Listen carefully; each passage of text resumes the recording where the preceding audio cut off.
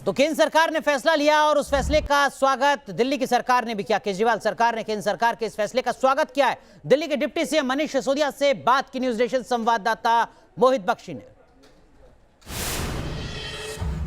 CBSE की परीक्षाओं को लेकर जो निर्णय लिया गया है उस पर बात करने के लिए हमारे साथ उप मुख्यमंत्री मनीष सिसोदिया हैं। मनीष जी, आप लोग चाह ही रहे थे कि परीक्षा रद्द हो जाए क्योंकि सुपर स्प्रेडर बन सकते हैं, ये बच्चे ही दिक्कत आ जाएगी। अब इस निर्णय आ गया, कैसे देखते हैं? हम सबकी चिंता थी और इसीलिए पिछले 4-5 दिन से मुख्यमंत्री जी भी बोल रहे थे, दिल्ली की तरफ से हम सब बोल रहे थे, हमारे बच्चे बोल रहे थे, पेरेंट्स बोल रहे थे। पूरे देश में कोरोना बढ़ रहा है और पूरे देश के 30 लाख बच्चे और उनके पेरेंट्स, उनके टीचर सब इसको लेकर शोर मचा रहे थे। तो मुझे खुशी है कि बच्चों की सेहत को ध्यान में रखते हुए एक फ़ैसला लिया गया है।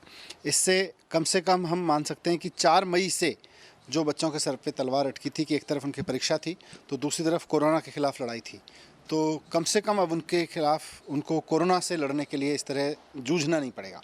ये असेसमेंट का भी क्या सजेशन है आपके पास, क्योंकि आप लगातार शिक्षा पर ही काम कर रहे हैं, तो ऐसे में क्योंकि 12th का अगर आप कह रहे हैं कि अभी भी रद्द कर देते तो एंजाइटी खत्म हो जाती। 10वीं का जिस तरह से इन्होंने रद्द किया है सीबीएसई ने, हमारा रिक्वेस्ट ये था कि 10वीं और 12वीं दोनों को इंटरनल असेसमेंट और पूरे 1 साल की परफॉर्मेंस के आधार पर बच्चे को आप इवेल्युएट करिए और उसके आधार पर उसकी मार्कशीट दीजिए।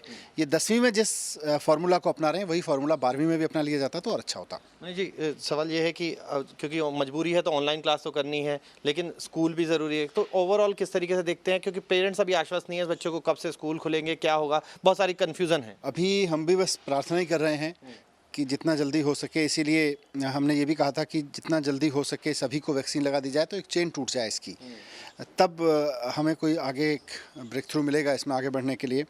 1 महीने पहले आप मुझसे पूछते तो शायद मैं कहता कि हाँ स्कूल हम जुलाई तक खोल देंगे, लेकिन अभी तो लग नहीं रहा कि जुलाई से खोल पाएंगे।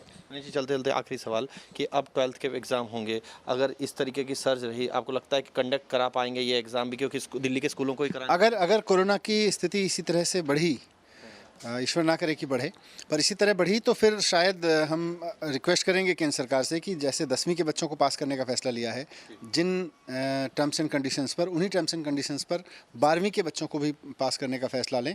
और ये कोई मतलब ख़राब चीज़ नहीं है, सारी दुनिया में इस वक्त ये तरीके अपनाए जा रहे हैं तो हम भी अपना सकते हैं। तो तरीका जो है 10वीं के लिए है वही 12वीं के लिए हो, ये चाह रही है दिल्ली सरकार। वीडियो जर्नलिस्ट विकास झा के साथ मोहित बख्शी, न्यूज़ नेशन दिल्ली।